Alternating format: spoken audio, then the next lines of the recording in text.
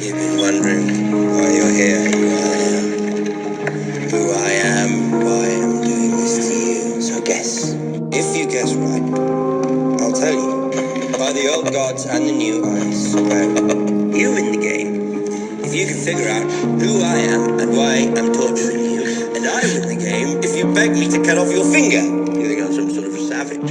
If you think this has a happy ending, you haven't been paying attention. I win. Welcome to this podcast.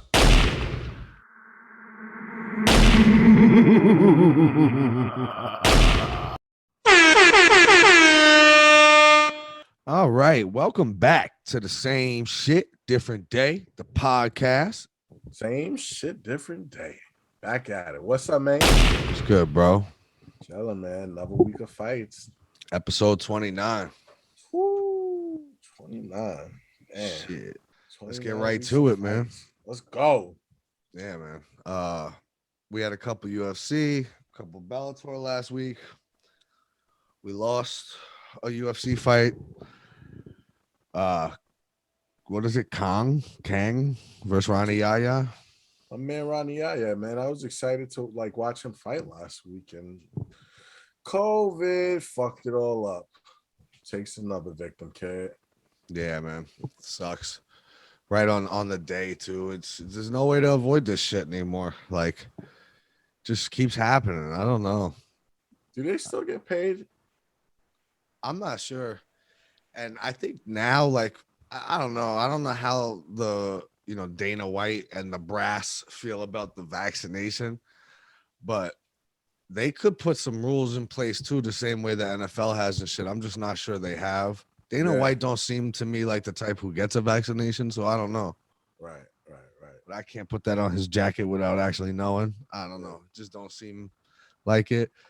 But One of these days we'll ask him on the pod.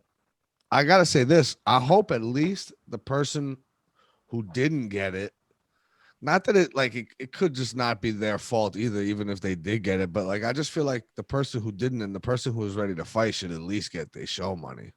Yeah. But even that, I know they're depending on that second half of that paycheck, yo. So True. that sucks too. Costs a lot to train, bro. That's crazy. That's for sure. We had a bunch of other fights. What did we call for last week?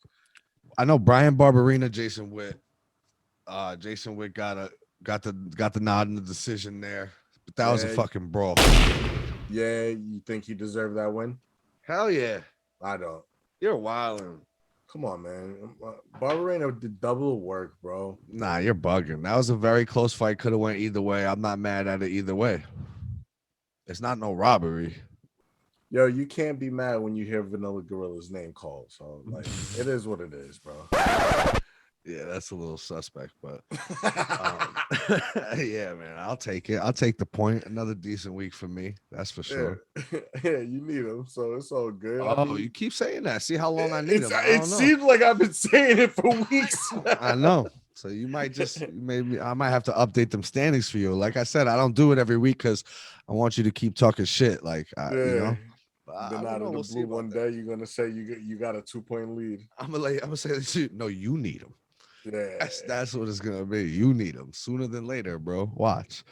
Right. As we continue, we had the main event over there. It's weird to get to the main event of last week's UFC event already this early, but we only had 3 fights and one of them got dropped, so that's why we included some Bellator as well. Plus, the Bellator event was better. Yeah, it was those type of fights. You know what I mean? Yeah. Sean Strickland, man, beat the dust off of your boy Uriah Hall. What I tell you? Yo, Uriah, I don't know, man. You got to choose better opponents, kid, or get up out of there. I don't know. Sean Strickland looked like a different type of animal that night. Sean Strickland, in the post-fight press conference, said if he wasn't fighting in the UFC, he would be cooking and selling meth in prison.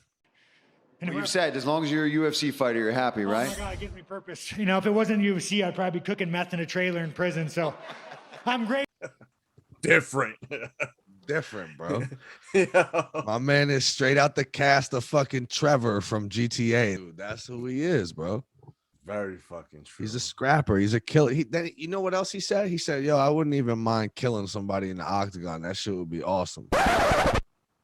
Yeah. Not so what? He's a whack job, but my point is, you know, some of them are better at hiding it, but the really truly great dudes at this, or women, that's what they are. They're like a sociopath who's one step over the fence from, you know, like. Yeah, he said that, and then Luke Rockhold said, "Yo, I'll step up." Yikes! Luke Rockhold's punch drunk. He don't even know what's going on anymore, right? Crazy. Big win for Sean Strickland. Good call. Yeah, Riot Hall just don't got that fire, man. Like I said, it's, and it clearly showed that night. Did you see even in the pre-fight Strickland? Because I think these two maybe have trained a little bit. Even in the pre-fight, Strickland said, you know, he's a weird dude. Like he'll train with you, looking to knock your head off, and then say like, "Oh, dude, you want to go watch anime together after the fight?" Like, no, bro. Like, what are you talking about? Like, but that's the type of dude he is. Like, he's a good dude. He thinks of this as an art, truly an art. Yeah. You know, and you gotta be some type of savage, bro. You gotta be a killer out there if you really want to excel at this. And I don't know, man. I just don't see that for him. I'm not trying to write him off completely, but I said it before the fight. I continue the statement after. He just doesn't have the killer instinct fire. Right. Because if he did, he has the skills to be crazy good. And God just didn't give him that, bro. I don't know. I think this was the straw that broke the camel's back. I think I'm done. Man, when I seen him him Riot Hall no more.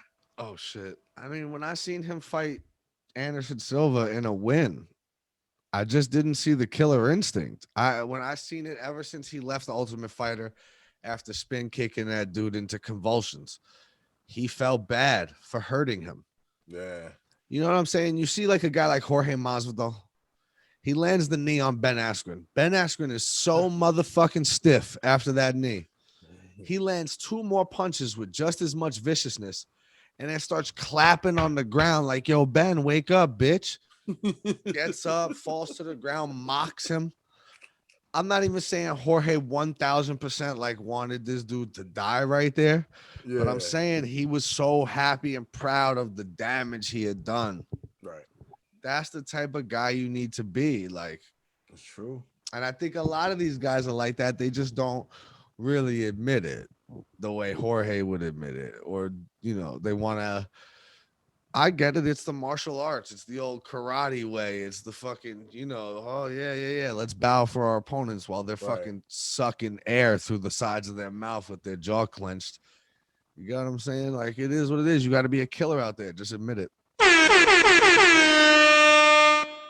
Honestly, you know, no disrespect to the UFC or the, you know, the fighters from last week, but like that event sucked. So I'm glad to move on.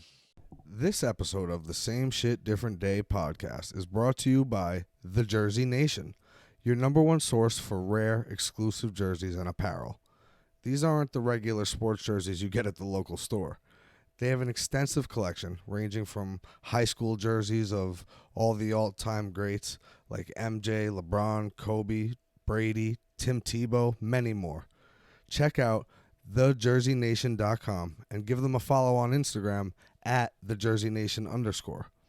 While you're there, don't miss the super exclusive collections of pop culture icon-inspired jerseys and shorts. From hip-hop legends like Notorious B.I.G. and Nipsey Hussle, to classic movies like The Waterboy and Tupac's Above the Rim. TV series like The Fresh Prince and One Tree Hill, just to name a few. These jerseys include basketball, football, baseball, and hockey. You aren't going to find these classics with this quality anywhere else. And for the awesome prices these guys are offering, forget it. Do us a favor. When you go check them out and inevitably end up making a purchase, help yourself out in the process. Use our discount code, SSDDPOD, P-O-D, to get an additional 10% off the already discounted prices. No matter how awesome the current sale may be at the time, you throw that code in and you'll get an additional 10% off your total just for being a listener of the pod. Once again, that code is SSDDPOD. We truly appreciate you being a listener, and we're so happy to be able to offer you a bonus just for giving us some of your time each week. Please let the guys know we sent you, and it helps us move forward in the relationship so we can continue to provide offers in the future. If you're a sports memorabilia enthusiast, trust me, you will thank us later for connecting you with this awesome source for fairly priced classic items. Get ready for your collection to blow through the roof. Make sure to give them a follow on IG at @TheJerseyNation_, and let them know the Same Shit Different Day sent you. And don't forget to throw that code in, SSDDPOD, at checkout. Thank you.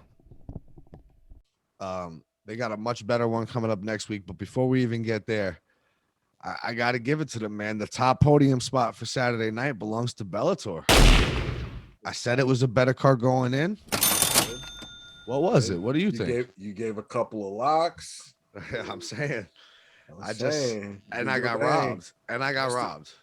Oh, let's get to that. Your boy Primus or Primus or whatever he wants to go by. Brett Primus. Whatever he wants to go by. I think it's what his family decided, but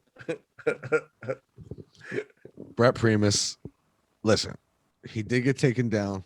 We could have another conversation about TJ Dillashaw and his fucking control of the octagon. But you go watch that fight again, and somebody tell me where they see that this bum gets a W. You're bugging. Yeah. You're bugging. What was his name? He was one of the Madoffs. Yeah, Islam. You know, but I know his first name was Islam, but like, yeah. He's another. I didn't even know he was a Khabib guy. I thought I should have known, but he was. Khabib was in his corner too, and I just think they wanted to keep that narrative. I think Khabib and Javier Mendez are now 54-0 or some shit like that as coaches this year, and yeah, that team wants to get awards and shit. I get it, they deserve it, but I'm just saying, it's 53-1. You get what I'm saying? They lost.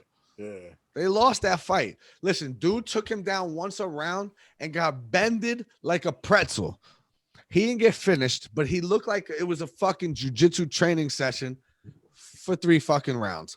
Go-go platas, omoplatas, arm bars, triangle chokes.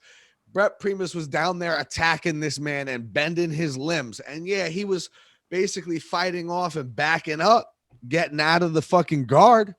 But he did nothing of any substance to win the fight. Yeah. John McCarthy said it during the broadcast. The internet was saying it. Not that I always agree with those cunts either, but yo. This week they were right. Oh, hell yeah. Come on. It was ridiculous. It was ridiculous. Like, that's a robbery. That's a robbery. It happens sometimes like that, man. You know got what? Those type of people in your corner, bro.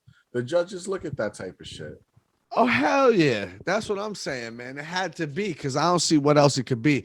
That and judges being unaware of how to fucking actually judge these fights, which we know is a narrative that has gone on for years. Know what the fuck you looking at. And for that matter, why do we have judges who've been boxing judges for 25 years looking at it? Because they don't know anything about what's going on the ground. So I always feel like, without a doubt, right? It seems like there's no lane for if you were the guy on bottom for 3 rounds in a fight. Let's say one guy takes another guy down and the other guy the guy on top literally lands 0 strikes from on top, but he just maintains being on top. And the guy from the bottom is landing elbows and fucking bang and slamming his eyelid in, trying to bend them like a pretzel. It seems like no matter what, you're going to lose. There's no doubt. If you're on the bottom, you lose. And that is not necessarily the case. Yeah. Some guys love to play down there. What's going on? Right. Gotta view the damage, bro. Do something. Yeah. And this ain't a shot. Like, you know, like I get what Khabib did. I get what Islam been doing. I mean, Makhachev from the UFC, Islam Makhachev from the UFC. I get what Usman Nurmagomedov is doing, which we'll talk about next. But that guy did nothing. I'm saying, yo, you want proof of what I mean? I'll get my point across this way. Check when Bellator puts the little boxes of the coaches and the shit, like relaying instruction during the middle of the fight. Wait, what?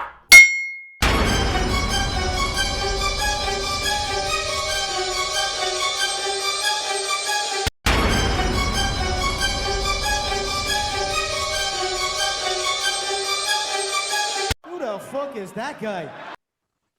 Khabib is furious. Yeah. He screamed, and I get it. Like, not, even during some coaches are animated like that, and even when their fighters went in, they're still screaming.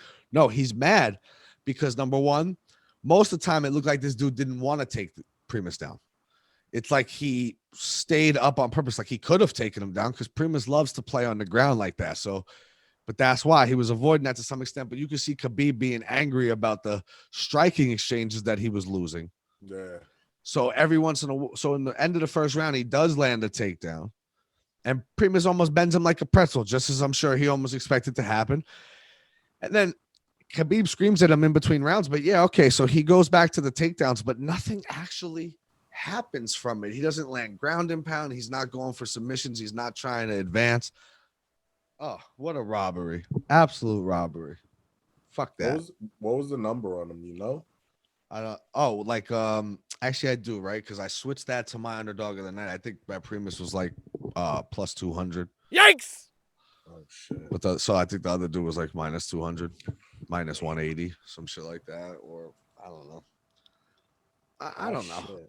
I think it was robbery though, because I think what the general consensus is that this was, other than the main event, which had its own implications and storyline, this was like a showcase card for some of Khabib's. I think Khabib owns Bellator now, yo. I don't even know, like, No way. I think he's running that shit over there, bro. Like all his dudes over there, and I don't know why they're not in the UFC, but I think, like I said, it's the Russian / boxing model where we're just gonna beat the shit out of cans all the way up until it matters, but you come in like 25-0 every single time. Yeah. On that note, as we roll along, we got Usman Magomedov, who demolishes this fucking goofball Manny Miro or whoever the fuck he was in there with. Bro, I mean, it's not much to say about that. You come in minus 1,400, you do exactly what he did.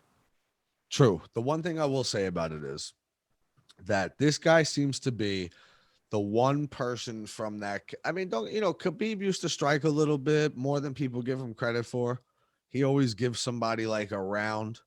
He'll emasculate you early, then give you like a round to let you know, oh, you thought if I let you stay up here, you'd win. Like, no, you won't. And then he goes back to taking you down. He gives everybody a round. At least at the end he was.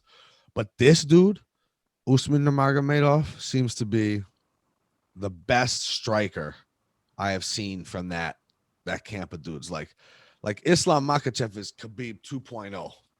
Yeah. This guy has the grappling, of course. He's Khabib's cousin. He's always involved. He was one of like Khabib's father's dudes coming up and shit. So like absolutely like dominant wrestler. But he's probably the best striker. And you saw that on Saturday night. He kicked that guy in the fucking forehead, bro, to not, to end that shit. And I just think I see a lot in this kid too. He'll be a problem in the UFC to come soon too, for sure. That's the crazy thing about these guys. Sometimes I don't understand why they do the can method. Like, why beat up on like bums 15, 16 fights in your career? Yeah. Because y'all all pretty goddamn talented. Like, I don't know, maybe to build the confidence up. Domination. We both had that one. That's why we couldn't pick opposite on that shit, because there's no getting around that. But then to the main event, the lock of the week.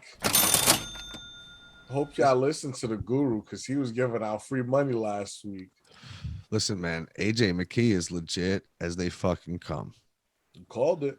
I'm not prepared to say he'd win that UFC belt right straight away. I need to see him against some top 5, see how he reacts to the spotlight. It's a whole different ball game. You know what I'm saying? The UFC, Apex aside, because of the pandemic and shit, the UFC don't fight in fucking Mohegan Sun no more. Yeah. That's a back in the day thing. All right. Like, even the fucking small events, they used to be before the pandemic and shit. They were in decent sized arenas. They're not fighting in Uncasville, Mohegan, Connecticut no more. So I just want to see what that's like. I want to see him get there. But Pitbull, man, all due respect, probably the greatest Bellator fighter of all time. But it's AJ McKee's time. Sometimes that's the way the cookie crumbles, man. And I thought he pulled a Sean O'Malley on us real quick and fucked it up when he dropped him like a sack of fucking potatoes and fucking the referee didn't call it. And I'm like, oh shit. And then to go for a guillotine, I mean, on a submission Brazilian like Pitbull, who just won by guillotine in his last fight, to knock him out and put him to sleep in the same fight. Damn. Disrespect. I tell you what, if there's a rematch, if I'm AJ McKee, I'm like, yo, I get that now I'm 145 champ, you're 155 champ, but like, I just finished you twice in one fight in one round. Come on. I want to fight for your lightweight belt now. I want to be champ status. I'm not rematching you for the featherweight belt. Let's rematch for the lightweight belt. And then if you win, you could always fall. If Pitbull were to win that, you could always fall back on the trilogy being another rematch back for the featherweight belt. But I'm going, let's go for the rematch at 155. Let's take both those belts and then let's head our way to Dana White's office and make a deal. That's it. And he said it himself. What was the conversation about after the fight? Was it about, about fighting who's next in fucking Bellator's featherweight division? No, I don't think so. Right. It was about Max Holloway, Alexander Volkanovski, and Brian Ortega. Sure. I don't remember any of those guys fighting in his organization. That's some lineups who want to fight. Listen, I love it. I love the confidence. Those are good call outs. Hell yeah. Hell yeah. And as soon as he grabs that lightweight belt from Pitbull the second time, if he even does that, I'm sure he has another fight on the contract. I don't know. Not sure. Plus, I think his dad was talking greasy about Dana White, so we'll see how that goes. Oh, shit. Usually, tell you the truth, Dana's like Vince McMahon in that sense, though. He don't give a fuck if he think you are legit. And Dana also mentions in an interview that the kid is legit. It's all setting up, bro. He coming to the UFC before you know it. You heard it here first at the Same Shit Different Day. Remember that? Episode 29, you heard? Oh, shit. UFC 265. We are back to the pay-per-views. Yeah, man. Derek Lewis is home. Packed arena. Ain't no COVID restrictions down there. That's just gonna be sold out. Probably not. I'm hearing they coming down hard on New York soon, though. Oh, it's over. Yeah, that sucks. It's over. But yeah, Houston, I don't think that's ever coming back on them. Houston, Florida, Miami and shit, they don't give a fuck. Yeah, okay. They do not give a fuck. They're like, nah, fuck that. No way. But we got a nice card on our hands, man. We already lost Amanda. Of course. What you gonna do? Which would have made this a spectacular card. Yes, it would have made it a spectacular card. But one thing I have to say, and it's like no disrespect to Amanda, obviously, but it's just like I almost don't care because it's like, can we just chalk it as a win and give her Miesha Tate now? Like, who? No disrespect, Juliana Pena, but you wasn't. What are you really gonna do there? Come on. It would have been nice to see the GOAT. It would have been nice to see the GOAT for sure. But also, we would have had to pick the fight, and we couldn't go against her, so it would have almost been like a waste of a pick. I'd rather have fights that are more. I don't know, even like, I'm willing to have a conversation about Cupcake Miesha Tate when they run that back. Shut your mouth. I'm just putting that out there now. Let's see. I'm willing to have a conversation. We do have a pretty stacked main card, at least. There's a couple names even on the prelims too. Don't get it twisted. But the main card is stacked. Even losing the Amanda fight, I'm surprised how stacked it is. But I figure, fuck it. Let's go for the whole main card, bro. Let's pick the whole shit. Yeah, start it off, man. Song Yadong versus Casey Kenny. Yo, I just want to start this off by saying, I feel like this whole card is a fucking trap. I feel like I've been in these positions before and I've picked some of these fighters and they've let me down. And I'm going to pick them anyway, regardless, because there's something about Casey Kenny I can't stand. And I feel like Song Yadong's had a couple more noticeable names as on his W side. I'm going Song Yadong. Decision. Okay. I was gonna tell you to make sure you was keeping that same energy about Casey Kenny, because when I talked about Dominic Cruz bouncing back with a big win over Casey Kenny, you was like, it's Casey Kenny. So make sure you don't come back now when he's about to whoop Song Yadong and talk about, oh, I'm going with Casey Kenny. I mean, because that wasn't gonna fly. I was gonna have to call you on it. You know what I'm saying? I remember how greasy you was talking, so I just want to make sure you was keeping that same energy. I mean, I tried to.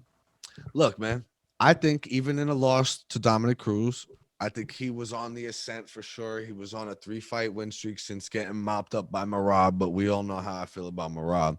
He looked that way, but against bum names. No disrespect. I mean, I'll take a Manny Bermudez win. I'll take a Louis Smolko win. I'll take even Ray Borg's kind of like he had some mental issues in his career too. But I mean, even Nathaniel Wood would look like he was on the come up when they fought. The thing is, he gets a lot of decisions, and right. And the loss to Cruz was a split decision. Mm-hmm. There's something for a young guy like Casey Kenny to take from that. I think at least young he looks like he got a stacked record, but he's not that old and not been in the UFC for too long, at least. I don't know. I just think he's gonna bounce off of that and get back to where he was. And you know how I feel about these bounce back fights. It proves who you are. And I think he came back and finished Louis Smolka in round 1 after losing to Merab. And I liked that bounce back. Right. And now I think he'll learn from the experience, and being in there with a guy like Dominic Cruz is good enough to get you some experience to pull this one out. So I'm gonna go Casey Kenny, definitely by decision, because that seems to be his most common method of victory, but that's the way we kick off the main card. Next up, we got Tecia Torres and your girl, Angela Hill. So I hate that she's signified as my girl, Angela Hill, because I've suffered some fucking tough ones with her. And the ones I've avoided, she looks how she's supposed to look, how she's been praised for a while now. Yeah. But it seems like whenever I pick her. Yeah. So who went through it? Her or you? You know what I'm saying? That's all I'm gonna ask. Who went through it? Her or you? Oh shit. Yo, Tecia Torres was on a crazy slide. Lost 4 in a row. Wasn't looking good. But I mean, quite the fucking names. You know what I'm saying? Like Jessica Andrade, Joanna Jędrzejczyk, Weili Zhang, and then Marina Rodriguez. Yeah. That ain't nothing, like, damn. I mean, okay. And she was whipping up on Michelle Watterson, Karate Hottie, Juliana Lima. She's whipping up on these chicks before she even got to that. But so she was fighting elite competition and went on a slide. She's bounced back. She's got 2 in a row. I hate to go against Ange because I like Angie, yo. Angie Hill is I love them fucking slice and dice elbows and shit, but she really is a 13-9 fighter for a reason. It seemed like it just, and I'm not sure what the circumstances are that lead to that. I'm not trying to point no elbows or nothing.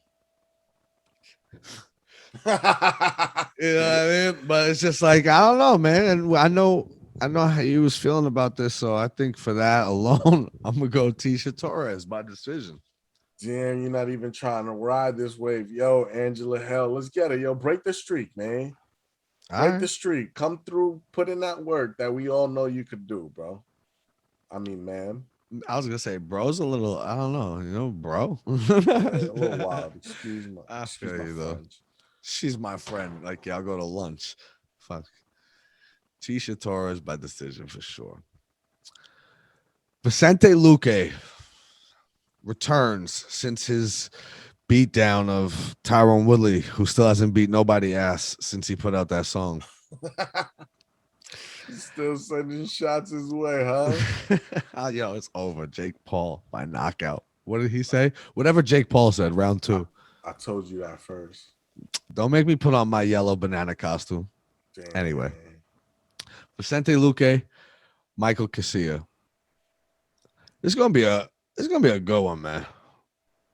It's a nice clash of styles, in my opinion.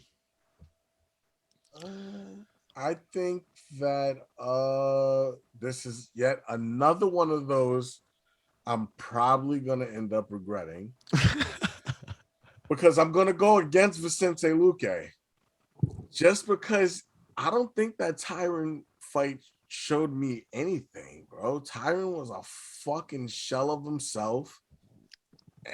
The Randy Brown one, I guess you're doing your thing, but it's Randy Brown. Nico Price, that's a baby name. Chiesa's about to come put in that work. Nico man. Price is a baby name.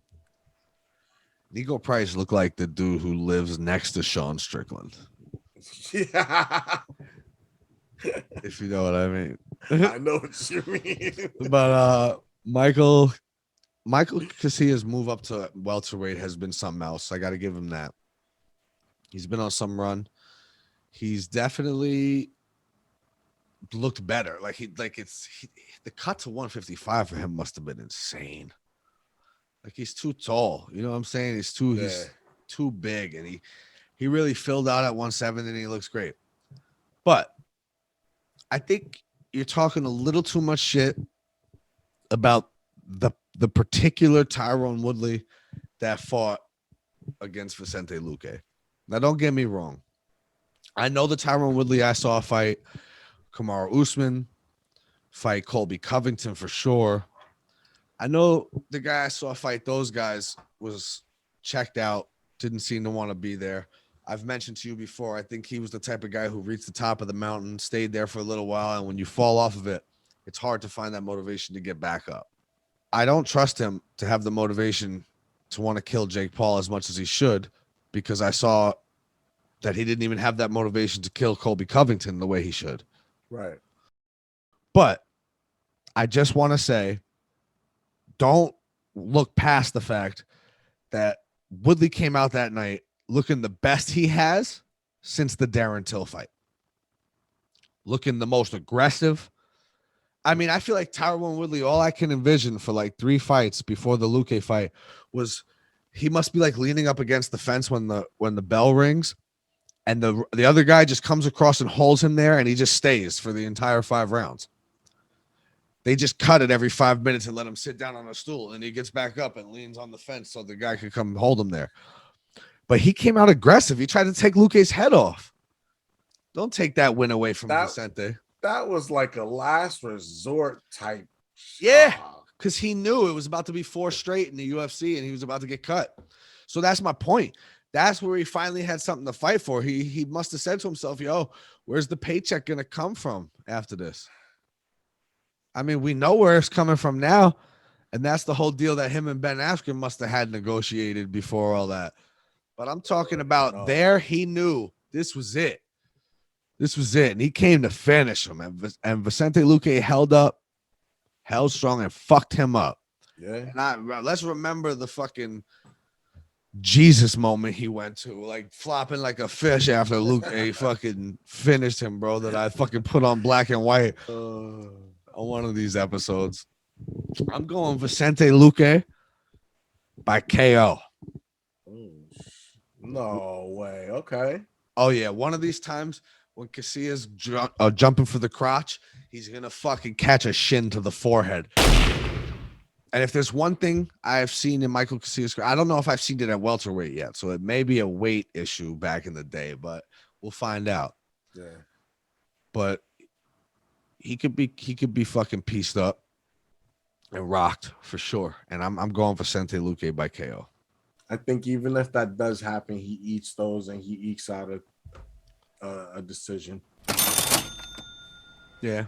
All right. I mean, I could see where you're going there. I've actually picked Michael Chiesa in like the last 2 or 3 fights because I thought the move up was good for him. But I don't see it in this one. I think Vicente Luque is kind of on a mission. And he should get somebody nice after this if he's not in line for a title, because there's not many other people left for Kamaru Usman after this Colby rematch. But let's see. I'm still hoping Colby kind of pulls it off, because Colby said that if he beats Usman, then he wants Adesanya next at middleweight. I mean, we can't, it's like, I want to see them fight, yo, but Kamaru Usman and Adesanya won't fight. Let's talk about why. Because one grew up in Nebraska, the other one grew up in New Zealand, and both are from Africa.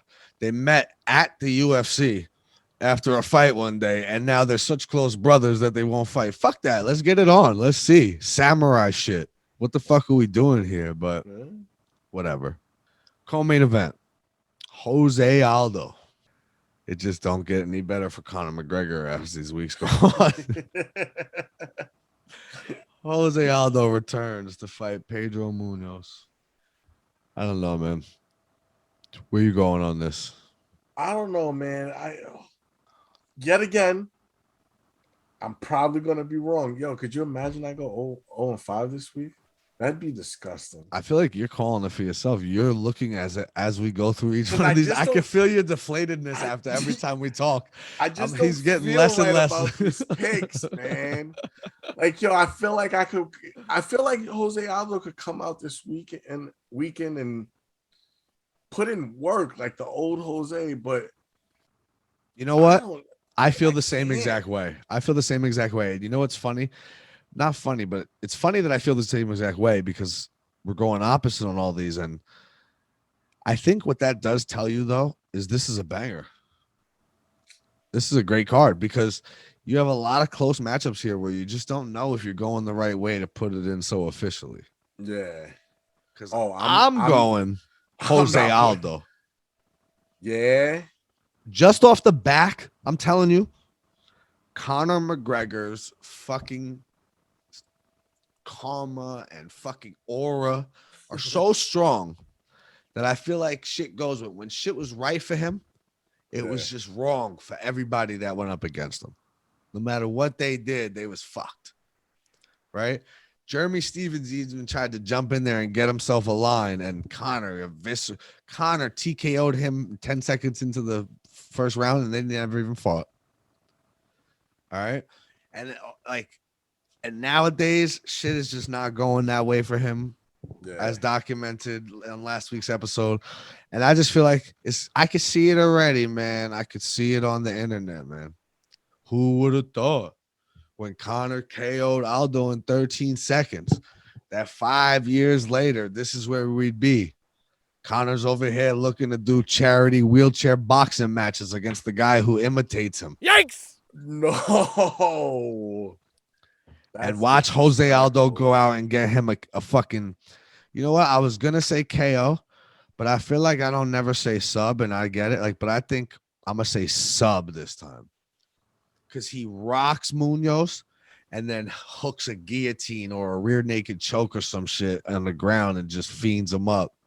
I don't Jose believe Aldo. that. Old Jose, definitely. You're going to see Junior this weekend, kid.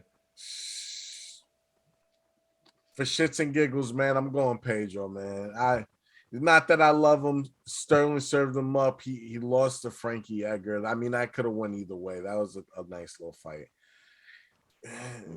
Jimmy Rivera, you know, that those type. Listen, when Pedro Munhoz knocked out Cody Garbrandt, I was like, oh, shit is about to maybe go up for him.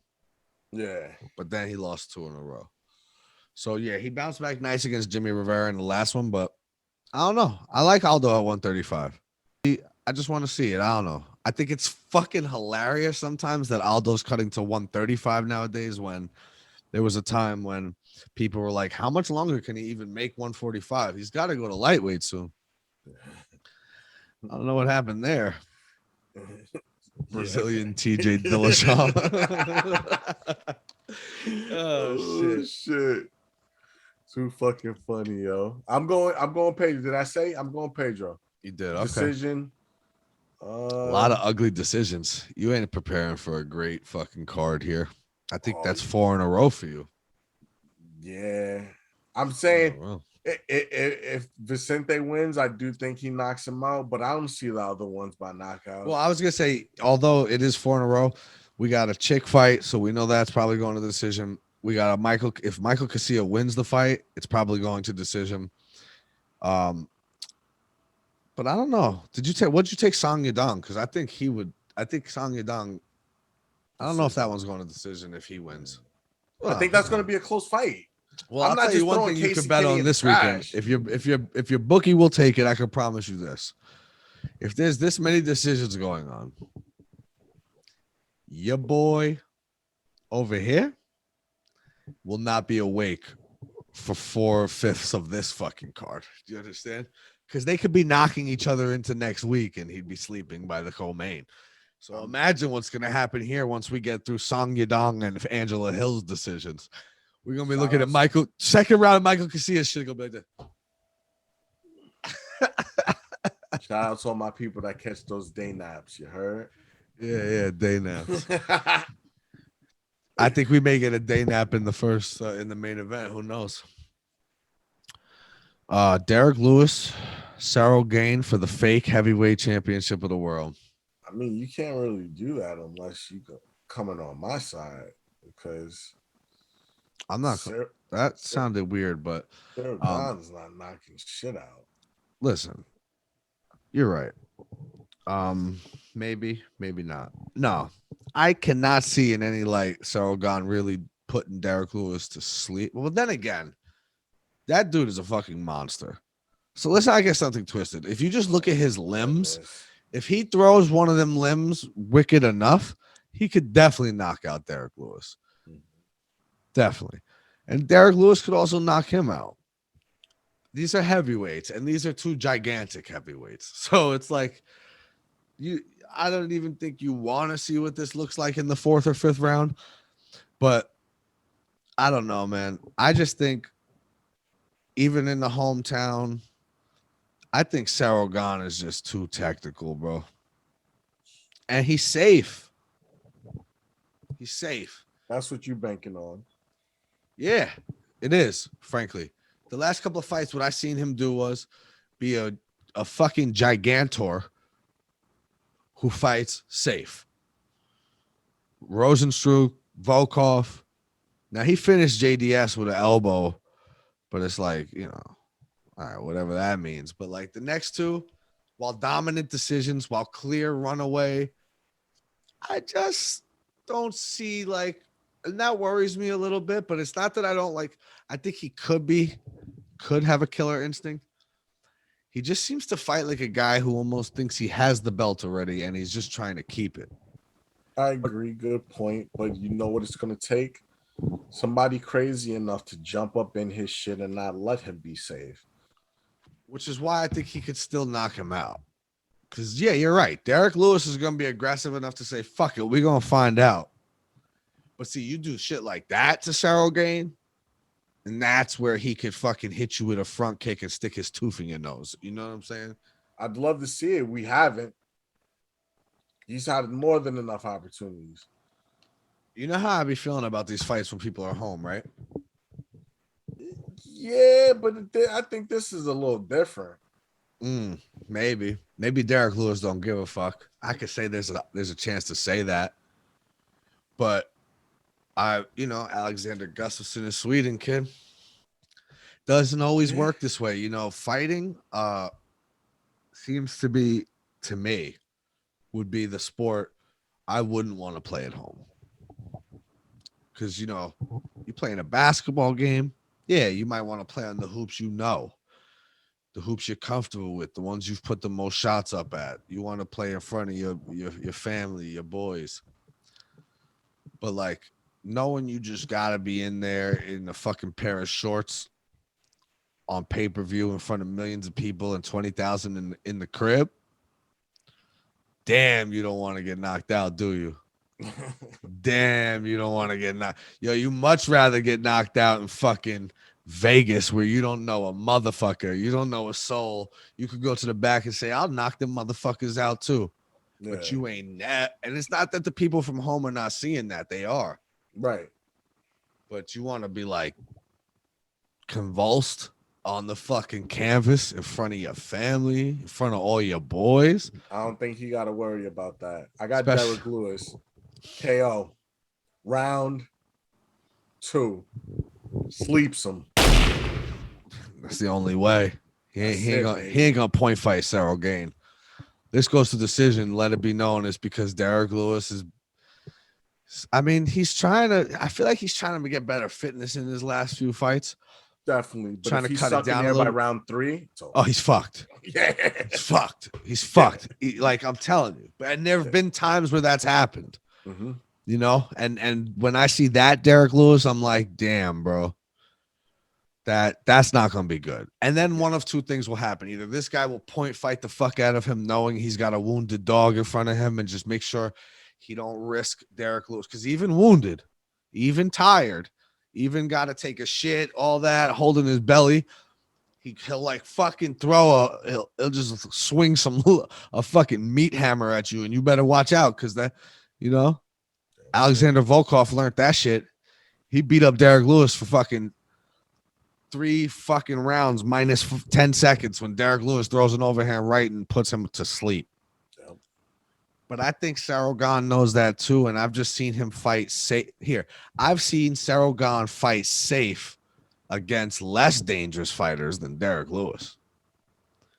So what is going to make him fight dangerous now? The pressure that he applies. Derek Lewis don't really apply He's pressure. going to apply the pressure all round 1. Let's see. I'm going Cyril Gane. You know what? So, I'm going by TKO this time. He's going to make a mark. I mean, because I think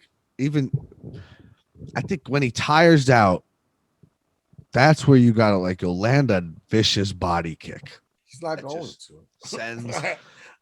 You can wait all Saturday night. Yeah, we'll He's see. not going to. Land a vicious body kick, a vicious one. Just put him down, bro. Put him down. And when he's tired, midway through the 3rd round, sucking wind, put a stamp on it and make us all want to see the fucking Francis Ngannou fight. Give us a highlight. Give the UFC a highlight to put on the fucking promotion, bro. It's true. You know what I mean? Like, come on, give them something. And I don't like the home crowd thing. I'm not for that.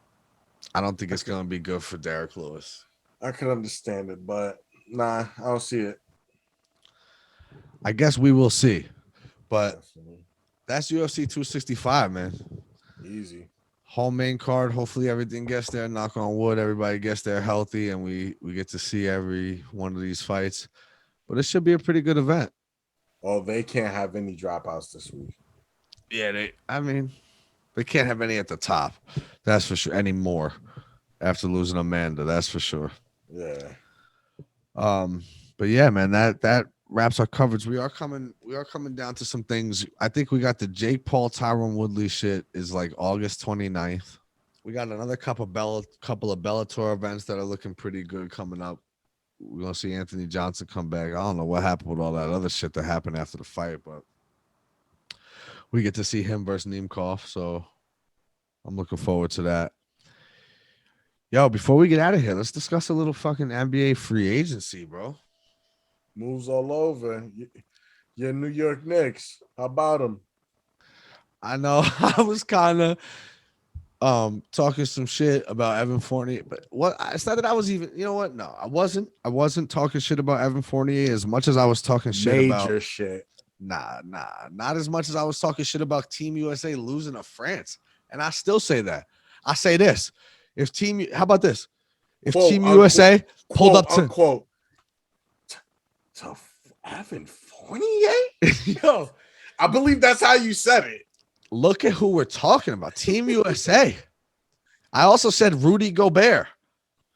I also said fucking Nicholas Batum. But you put emphasis on Evan Fournier's name. I put emphasis on he's all a their Nick names. now. He's a Nick now. You know How what? you feel about that? You know what? My first instinct was like, okay, I don't know if I love that deal. That seems like a lot of money. But then I'm looking around the league, right? And number one, there's not that many people available, frankly. There just really wasn't. Right. And for the money and for what I've seen, I mean, let me ring off a couple of these. Let me ring off a couple of you that just stand out. I can't give you everyone because there's just too many. But we kicked it off with Steph Curry signing an agreement for $215 million over the next 4 years. Now, Curry deserves it. I'm not talking about deserving of any of these levels, but I'm just talking about where the money was at. Yeah. PJ Tucker got 2 for 15 from the Heat. We got who we got? Jarrett Allen, 5 for 100 from Cleveland. Now, know I've been praising Jarrett Allen for since he's been on the Nets and saying, how would they give up? What a stupid move the Nets did to like buddy up with DeAndre. They should have buddied up with DeAndre Jordan in the offseason. You understand? Right. Why did you bring him? You could have had this kid. This kid is legit. 5 years, 100? Well, okay. I'll say that's what you need to do to keep somebody in Cleveland. That's why, right? OD though. OD. I mean, crazy. We got TJ McConnell. Got 4 years, $35 million from the Pacers. TJ McConnell, backup guard for the Sixers. Your boy, my boy, Jimmy Butler. 4 years, $184 million extension. Oh, shit. Holy shit, Jimmy. Good for you. Reggie Bullock. Last year, Nick, scrappy player. 3 years, $30 million from the Dallas Mavericks. My man was just on the G League, yo. For Reggie Bullock, 30 for 3 years. Guaranteed. Man was playing in Westchester County like a year ago. He could buy the building now from the Dallas Mavericks. That's the come up. Nice shit, bro. Gary Trent Jr., 3 years, $54 million from the Raptors. Okay. Then the Knicks roll into re-signing Alec Burks for 3 for 30. Re-signing Nerlens Noel for 3 for 32. Now, there was a lot of rumors out there. The Nets may be trying to go for Nerlens Noel. Yo, I love both those re-signings. Yeah. Some Knicks fans, because they're just spiteful, miserable cunts, were like, oh, come on, we wasting our caps. What? Yo, Alec Burks showed heart for you in the playoffs last year. Are you fucking kidding me? Nerlens Noel was the backbone. If Mitchell Robinson don't come back healthy, Nerlens Noel was the backbone of that defense. You're bugging if you don't think you should have gave him that money. You heard who I rang off before this and continue to hear who I ring off after this. That's great money right there. Somebody would have. Nerlens Noel was getting 5-6 blocks a game at the end of the season. What are we talking about here? Follow. Give him some fucking respect. Bro, Rashawn Holmes going back to the Kings. 4 years, $55 million. Right after that is where I'm going to cut the fucking, who the fuck is that guy? Evan Fournier, 4 years, 78. I start thinking, you know what? 3-and-D guy, shoots the ball well. We need some shooters. Not many options out there. Fuck it. Right? I'll take it. Devontae Graham, 4 years, $47 million for the Pelicans. Okay. D Rose returns, bro. 3 years, 43. Some people say it was high. I say fuck that. D Rose we were like 24-11 with Derrick Rose last year. Yeah, man. What are y'all talking about? And on a side note, we just brought back Kemba. We not brought back to New York City, but brought two for the first time. We brought Kemba. I think the Kemba signing is good for both of those. Now we got somebody for D Rose to split the minutes with at the point. And I looked at some numbers and shit. I saw that fucking Kemba Walker and Evan Fournier played great together. They both played some of their best ball when they was playing together. Yeah. So fuck it, I'll take it. We got fucking Zach Collins, 3 years, $22 million. Daniel Theis, 4 years, $36 million from the Rockets. We got Alex Caruso, signing with the Bulls. 4 years, $37 million. They got money to spend, yo. They signed fucking Lonzo Ball to 4 years, $85 million.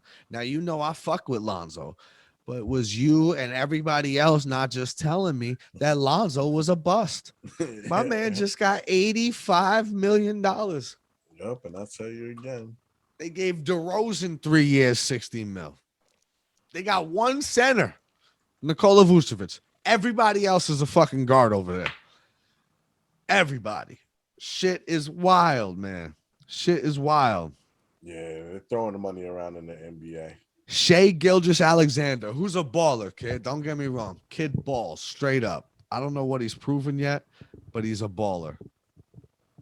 5 years, $172 million max extension. That's what happened. Which, if he makes one all-NBA team, goes up to 207. Damn. Speak of 207, Trae Young, 5 years, 207. Now, I just want to point something out to everybody. The NBA just announced that they was going to start to crack down on the offensive player forcing fouls. So James Harden and Trae Young better look out, because I think they both just lost 15 to 16 points a game. So they better find them points somewhere, because Trae Young is a fucking 32% three-point shooter, okay? He thinks he's Steph Curry, but he looked like Steph Curry with alopecia, so no. Okay? I can't. This guy. Norman Powell, 5 years, $90 million to re-sign with the Blazers. The only move the fucking Blazers make to re-sign Norman Powell, who's a decent ball player.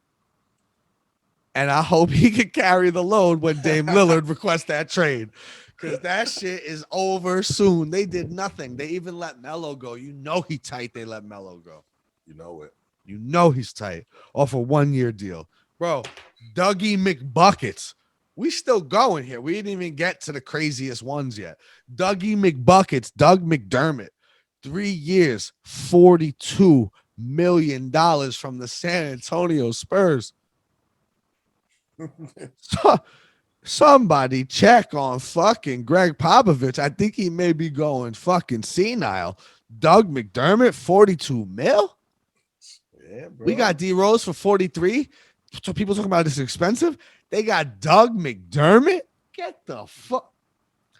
Tim Hardaway Jr. returning to the Dallas Mavs on the same contract the Knicks gave him when he was 4 years younger, and they said we was stupid. 4 years, $74 million. Same deal. It's the same deal we gave him 4 years ago. Y'all say we was stupid. You're welcome, Dallas. You're welcome. Hold up. We getting into some good ones now. Some real good ones. Like not like y'all must have forgot, but like y'all must have definitely not forgot. Y'all must remember too much. Y'all best to get to forgetting. Let's run a couple of these. Hold on. Duncan Robinson, 5 years, $90 million. Yes, sir. Now, I fuck with Duncan Robinson. My man could shoot. He could play. But this ain't the bubble. They was exposed last year. Y'all acting like this is the bubble. That, you know what it is? These teams are scared to lose people. 5 years, $90 million? Yeah, I mean, Kyle Lowry. 3 years, $90 million from the Heat. Kyle Lowry, 36. Damn, see, that one I don't agree with. Kyle Lowry, old as fuck. All due respect, come on. What you think you getting? 35-year-old Kyle Lowry? What is going on here with these teams? Mike Conley, 3 years, 72.5 from the Jazz. Let's get to this one, bro.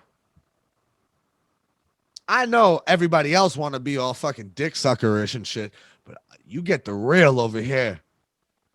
Y'all gave Chris Paul 4 years, $122 million, $120 million. I'm sorry.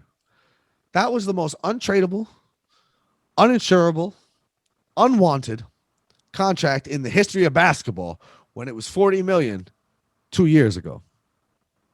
They sent his ass to Oklahoma City, where if you were not drafted there, you go there to die. Yeah. They sent him there to die. Okay. I get it. I get that the Suns had a rejuvenation, But 4 years from now, I'm gonna be almost 40. Chris Paul gonna still be getting 30 mil. Yeah, absolutely. Oh my God, 4 years, $120 million. Oh, I can't. He'll be coaching from the sideline in year 3. Oh my God. Even THT on the Lakers, bro. This kid averaged 9 points a game. He had 1-2 games where he had a little breakout because some stars weren't playing. They gave him 3 years, 32 million. If they giving him that, I mean, is Evan Fournier not worth 78 over 4? Yeah, nah. I guess. Hell yeah. Hell fucking yeah. So for that long-winded soliloquy I just did, my point is hell fucking yeah. He is worth it. And it's a fucking option on the end of it. I heard that every player they signed in these deals today, it came out. That includes even the re-signs. Nerlens Noel, Alec Burks, Derrick Rose, fucking Fournier, all these guys, and Kemba Walker have 2 years with a third option, team only, team option if they want to pick it up. I fuck with all those deals. There was nobody else coming out. Enough. You know what the season makes and breaks on? Does RJ Barrett take another leap up and become an all-star? That's all that matters. I can see that. That's all that matters. Because I still believe in Randall. Everybody else wanted to shit on him. I ride or die with my dog. I think Julius Randle is New York through and through, and I want him here for the rest of his career. I think I love the Kemba Walker signing. I think he's going to be rejuvenated coming back to the Garden. We're going to get cardiac Kemba more than once. I promise. Watch. As long as that knee is healthy, he is going to be rejuvenated coming back to the Garden. It's going to be different. I've been wanting Kemba for years. I thought we should have signed him. Okay. I'm going to have to kill my dog. But yeah, man. And I love the mix up. I love the vets. I just think RJ Barrett needs to take a step forward, a leap into all-star status now, and then it's really on. But I fuck with this Knicks team. I fuck with them, and I'm ready. Kemba's knees healthy. Like, I think we getting into the second round at least next year. And people think like, oh, that's where your ceiling is. Yeah, motherfucker, the Knicks have been bad my whole life. So you know what? How about some realistic expectations going forward? Right. Yeah, we're not exactly fucking Brooklyn yet. We're not exactly fucking LA with their 800 fucking superstars, but we're scrappy. We're scrappy. We was where they was at a couple years ago, and keep an eye on Dame Lillard because you never know. Shit ain't over yet. Brooklyn better find something if they fucking want to make it out the East. I just seen Drummond sign with the Sixers. Find something. They need to find something. Yeah, a center, a big man. Shut your mouth. You have Kevin Durant, James Harden. They need a big man. Oh my God. You know what they need? They need their guys who are so super skilled. Very true. But I don't believe the three of those guys combined have seen a weight room 5 times in their entire career. Can you find them in the gym working on their post moves and their dribbling? Yeah, sure. But how about hitting some weights and strengthening up that body so you're not always hurt at the end of the year? And all 3 of them have had the problem. They're all super skilled, but not one of them has done a bench press. Not one of them has done some squats to strengthen up them legs. That's why they all hurt. What's James Harden doing right now? Is he working on his game? Or is he partying with little baby in France? Yo, life is a zoovie, yo. Oh, yeah, I know. Clowns. Knicks are on the up and coming. I'll take the Evan Fournier signing. Fuck it. I don't care what I said last week. He was putting buckets on KD, so I'll take it. I bet you will. How about that? He was putting buckets on KD, so I'll take it. I'll catch you episode 50 and see how you feeling. We will see. Because he's a 3-and-D shooter, kid. I'll take it. We needed some of that. Look, essentially, how about this? We replaced Reggie Bullock with him. Right? I mean, pretty much. People are saying possibly Kemba, but I say Derrick Rose starts at the point, RJ Barrett at the 2, Fournier at the 3, Julius Randle, and then Mitchell Robinson or Nerlens Noel, depending on how that goes. Yeah. And then off the bench, you still got IQ. You got the other one of D Rose or Kemba Walker. You got Nerlens Noel or Mitchell Robinson, the other one. You know what I'm saying? So you're deeper. That's 8 deep right there. We still got Alec Burks. We brought him back. We still got Obi Toppin.